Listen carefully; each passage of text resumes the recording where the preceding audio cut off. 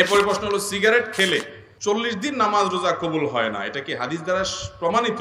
ধূমপানকারীর মুখ থেকে যে দুর্গন্ধ হয়, ধূমপানকারীর নিজে যারা আছেন, আমি মাঝে মধ্যে বলি ভাই, নর্দমার কাছে ড্রেনের কাছে গিয়ে একটু ড্রেনের গন্ধটা শুকে, এরপর নিজের মুখের গন্ধটা শুকে দেখেন যে ওইটার চাইতে আপনার মুখের গন্ধ মারাত্মক।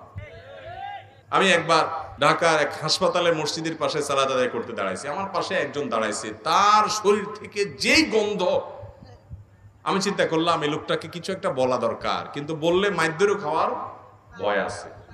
তো আমি তাড়াতাড়ি পকেট থেকে কাগজ কলম নিয়ে বের করে সুন্দর করে লিখলাম, ভাই যেই গন্ধ ভাই আজকে আমি শুকতে হলো, আমার সালাত নষ্ট হওয়ার উপক্রম। কি সালাত আদায় করছি, মনোযোগ পুরাটা আপনার দুর্গন্ধে আমার দখল করে নিয়ে গেছে। তো আল্লাহর রাস্তায় আল্লাহকে ভয় করেন, এটা আর করেন না। এটা লিখে কাগজটা আমি সাইডে রেখে, সে সালাতের মধ্যে আছে এই অবস্থায় আমি তার সামনে রেখে আইজো দৌড় কাইলো দৌড়, যে আমার দরকার হলো তার নাসিহা করা, মাইদ্যর খাওয়ার তো দরকার নেই। তো নাসিহার কাজ তো হয়ে গেছে, লিখে দিয়ে আসছে। ভাইরা আমার, যারা ধূমপান করেন তাদের মুখে এরকম বাজে অবস্থা তৈরি হয়। পৃথিবীতে ক্যান্সার এখন এত ব্যাপকভাবে ছড়াইছে, আমাদের দেশের কথা যদি আপনি বলেন, ঘরে ঘরে জনে জনে এখন পরিবারে পরিবারে ক্যান্সার। এবং ক্যান্সারের অন্যতম বড় কারণ হলো এই ধূমপান এবং জর্দা। পানের সাথে চাবায়া চাবায়া রকমারি জর্দা খায় না অনেক মুরব্বীরা? ইবনে মাজার একটি বর্ণনা আছে, সেটি হলো, যদি কেউ মাদক সেবন করে, মাদক গ্রহণ করে এবং এর ফলশ্রুতিতে সে নেশাগ্রস্ত হয়ে যায়, 40 দিন যাবত তার সালাত কবুল হবে না, ইবাদত কবুল হবে না। তো ধূমপানটা তো, এটা তো এর ফলে এক নম্বর কথা হলো মানুষ আসক্ত হয় না, মাতলামি করে না, মাতলামি আসে না। দ্বিতীয় কথা হলো যে ধূমপান এমনিতে নাজায়েজ এবং গুনাহের কথা, সেটা নিয়ে কোনো সন্দেহ নাই।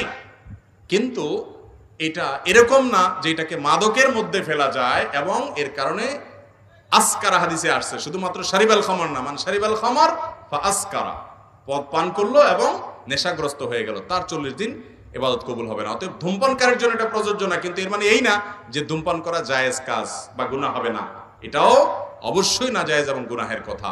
নোংরা একটা জিনিস এই ধূমপান, বিষপান, লেখাই আছে যেটা স্বাস্থ্যের জন্য ক্ষতিকর, তারপর আবার পয়সা দিয়ে কিনে খাই। আল্লাহ তাআলা আমাদেরকে বুঝার তৌফিক দান করুন। এই নোংরা জিনিস খাওয়া যাবে না ভাইরা। কিন্তু 40 দিন ইবাদত কবুল হওয়া না হওয়ার যে হাদিস, সেটা এই ধূমপানের ক্ষেত্রে ফিট হবে না। অনেক রাত হয়ে গেছে, আর দরকার আছে দিলে তো সারা রাত দেওয়া যাবে যেগুলো আছে। তো আপনারা অন্য কাজ সারেন না, অন্য কাজ ওই যে ভাই আছেন, ভাই কথা বলবেন, অন্য আলেমরা আছেন। হ্যাঁ আচ্ছা, আর 2-4টা আমি বলি, এরপরে আমি ছেড়ে দিব, কারণ গভীর রাত পর্যন্ত মাহফিল, এটা সুন্নাহ বিরোধী কাজ। আমি সব জায়গায় এটা বিরুদ্ধে বলি, আবার দেখা যায় যে কোরআন সুন্নাহর কথা বলে, সহিহ হাদিসের কথা বলে আমরা এটার উপর আমল করতে পারি না। আমি ওই যে ময়মনসিংহ ত্রিশাল আমাকে এক জায়গায় মাহফিল নিয়ে গেছে, আমার চুক্তি ভাই 10টার ভিতরে আমার এই মঞ্চ থেকে নামাই দিবেন। আমার 10টা পরে আয়েশা বলতেছে, হুজুর আপনি এবার একটু খাওয়া দাওয়া করে রেস্ট করেন। আমি কেন, আপনার সবাই শেষে যাইতে হবে, তো আমরা ডেকে নেব। ঠিক 11টার পরে আসছে আমার ডাকার জন্য। তো ভাই, এটা তো কোনো সহি পদ্ধতি হলো না। সুন্নতের আমল যদি আমরা না করি, দুনিয়াতে কি করবে?